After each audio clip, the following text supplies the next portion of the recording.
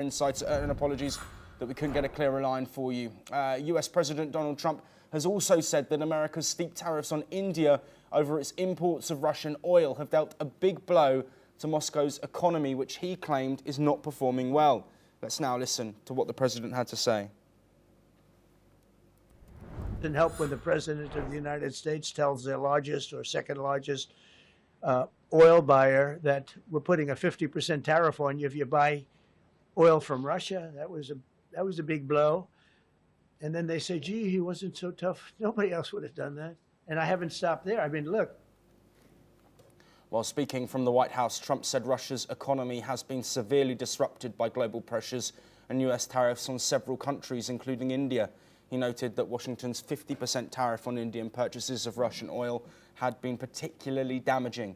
The United States has imposed 25% reciprocal tariffs on India. And joining us to discuss these comments, Dr. Satoru Nagao, a fellow at the Hudson Institute, joining us live from Tokyo, Japan. Dr. Nagao, there is an implication here, of course, in the ongoing discussions and Russia-Ukraine conflict. But if we look at this specifically from a trade perspective, of course, there are many nations that are still purchasing Russian oil. Trump talking about the impact that these tariffs on India are having. Do you think that India has been made a scapegoat here in this situation? India is not related with negotiation between US and China, I think, because China is the main target of the competition with the United States. And indeed, in the long run, it is clear that Trump administration is focusing on the counter-China strategy because of most of the tariff is related to trade with China. For example, the tariff import China that they are talking, but at the same time, United States try to change the global free trade rule itself because under the current rule, China will catch up to the United States and the US will lose the #1 status of the world. And U.S. focusing on the tariff to the military-related issues, the steel, the aluminum, shipbuilding, the cars, this one, because they need to rebuild the military industry. So this is related to the competition with China. China is building the 148 ships the last 1 decade, from until 2023 to 2040 to 2023. But this pace is too fast to catch up for most of the other countries, including the United States. So that's why this is threat. So in the long run, they need to take care of how to deal with China. But at the same time, in the short run, without the layers from China, the U.S. cannot produce the military weapons. And so that's why the view from the U.S. abilities, in the short run, the United States need to trade with China. So that's why temporarily they try to exchange negotiation. And currently, United States has another reason to stop the negotiation with China just now because there are many other issues the U.S. need to deal with. They are negotiating with many other countries. At the same time, the problem is because they are negotiating with Russia, and this is related to the second sanction.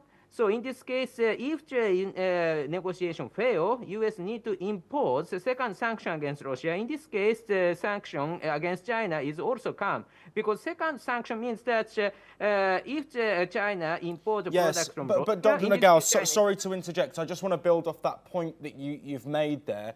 You say that secondary sanction is coming on China, but China have just extended their trade deal, their trade truce for another 90 days. Further tariffs on the basis of that, we expect not to be coming. And if they do, it's going to, of course, cause tensions between the US-China relationship. So as it stands, whether they're coming or not, India is the only country that has been impacted by these secondary sanctions on Russian oil purchases.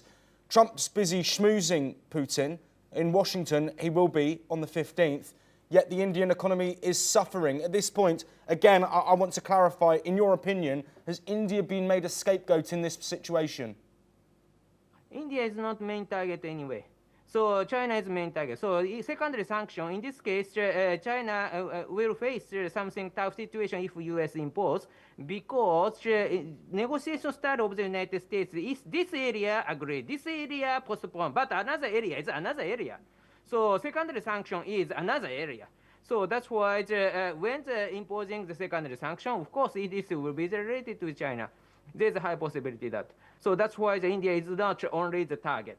And India is not the only target because changing the global free trade is a common issue. Most of the other countries, one by one, they are negotiating with the United States and agreed. India is still under the negotiation. That's why India need to talk about tariff just now. But this is under negotiation. It is natural. Most of the other countries, this is the same situation.